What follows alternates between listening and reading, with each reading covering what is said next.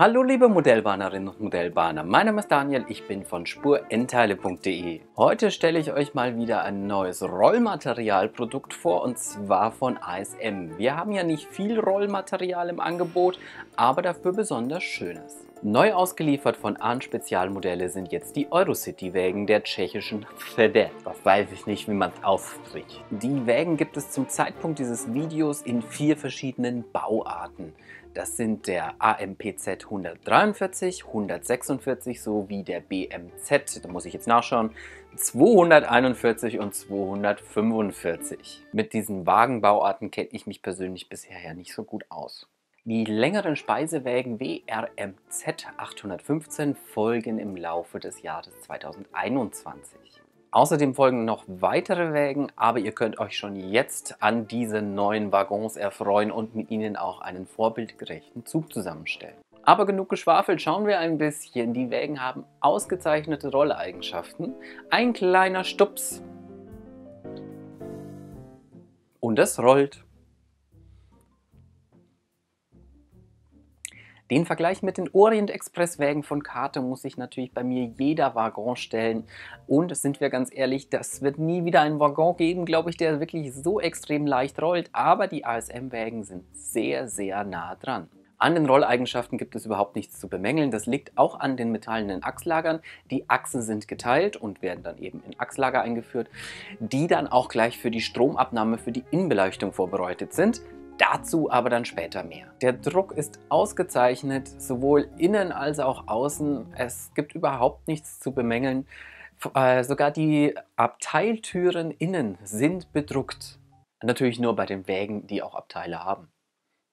Die Inneneinrichtung in den Wägen ist zum Teil mehrfarbig und wirklich sehr stimmig. Die Fenster zu den Abteilen sind auch tatsächlich als Fenster ausgeführt. Es ist also nicht nur irgendein Rahmen, der das simuliert, sondern es sind tatsächlich Fenster drin, die ja mit dem Piktogramm bedruckt sind.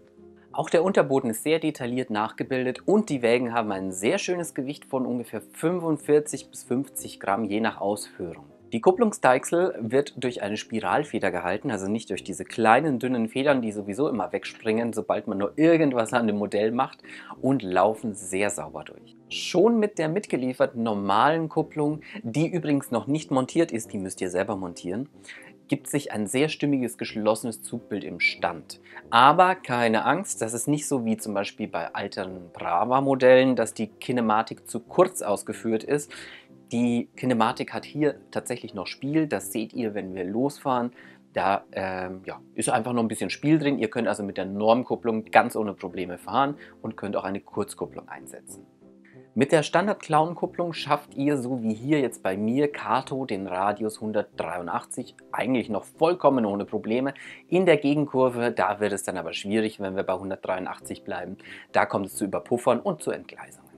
Aber wer lässt so einen schönen Zug sich denn auch durch einen Radius von 183 durchzwängen? Mit einer eingebauten Kurzkupplung, hier übrigens die Kurzkupplung von Spur 9, ist auch der Radius 216 bei Kato ohne Probleme befahrbar. Ja, die Lok, die ich jetzt hier zum Verdeutlichen genommen habe, die ist jetzt nicht ganz vorbildgerecht, aber irgendwo wird es schon mal so vorgekommen sein. Es geht ja hier vor allem um den Vorführeffekt.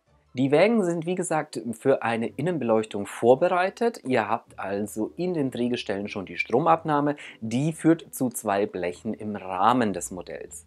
Die Beleuchtungselemente von ASM werden im Laufe des nächsten Jahres erscheinen. Wer aber nicht so lange warten kann, der kann sich auch ganz problemlos selbst schnell behelfen. Die Wägen werden durch ein leichtes Spreizen des Gehäuses geöffnet und ihr müsst dazu nicht die Schrauben am Boden aufschrauben. Also wirklich überhaupt kein Bedarf dafür. Das habe ich nämlich am Anfang gemacht, habe mich gewundert, warum nichts passiert. In der Inneneinrichtung sind bereits immer schon 2 Aussparungen für die Innenbeleuchtung vorhanden. Das sind so 2 runde Stempen, die seht ihr eigentlich relativ schnell, wenn ihr den Wagen offen vor euch liegen habt. Und da könnt ihr jetzt natürlich auch den Strom schon selber abgreifen. Ich habe mir hier jetzt einen klassischen einadrigen Schaltdraht genommen, einfach weil ich da keine Streuung in Anführungsstrichen habe. Die Inneneinrichtung habe ich hier ein bisschen hochgehoben und habe dann den Draht einfach durch das Loch eingeklemmt. So könnt ihr das Ganze auch ganz schnell wieder ausbauen, indem ihr einfach nur die Drähte wieder rauszieht. Und dann werden die 2 Drähte einfach an eine Lichtleiste eurer Wahl, in meinem Fall jetzt hier ein Shine von Train-O-Matic, angeschlossen. Und das war's auch schon. Fertig! Und wenn ihr nicht aus Versehen, so wie ich hier, zur gelben Lichtleiste greift, dann sieht das Ganze auch gleich nochmal ein bisschen besser aus. Mein Tipp für die Beleuchtung ist wie immer, lieber die Leiste nach oben zeigen lassen und in das Dach ein bisschen Alufolie oder festere Folie, die reflektiert, einklemmen oder einkleben, weil dann habt ihr ein schönes, diffuses Licht, was sehr gut streut und nicht im Ende nur ein, zwei Abteile ausgeleuchtet. Das ist auch gar kein Problem, weil dieses Shine von Trainomatic sehr schmal ist und das Licht scheint an der Leiste vorbei. Ihr habt also keine Schatten. Ansonsten finde ich, das sind wirklich rundum gelungene Modelle. Sie sind sehr schön, sie haben ein ordentliches Gewicht, sie haben fantastische Fahreigenschaften. Was will man eigentlich mehr? Immer wieder wunderbar, wenn sich ein Kleinserienhersteller wirklich so viel Mühe gibt. Wir haben hier wahnsinnig viele Details. Mein persönliches Highlight sind die Handläufe für die Flure der Abteilwägen, die innen an den Fenstern angebracht sind. Ich habe versucht, das aufzunehmen. Mal schauen, ob man das einigermaßen erkennen kann. Ab sofort lieferbar. Ich würde mich freuen, wenn ihr nicht nur die Videos bei mir anschaut, sondern natürlich auch die Wägen bei mir im Shop kaufen würdet. Den Link habe ich unten reingepackt, beziehungsweise blende ich euch in der Infokarte ein. Und wer schon abonniert hat, der kann jetzt natürlich ausschalten. Aber wer es noch nicht getan hat, der sollte diesen Abo-Button drücken. Und wer noch ein anderes interessantes Video sehen will, dem lege ich doch mal die LHB-Wägen von ASM ans Herz. Die sind aktuell in der Charge ausverkauft, aber da kommt eine Neuauflage. Das heißt, man könnte sich jetzt schon mal informieren und abonnieren.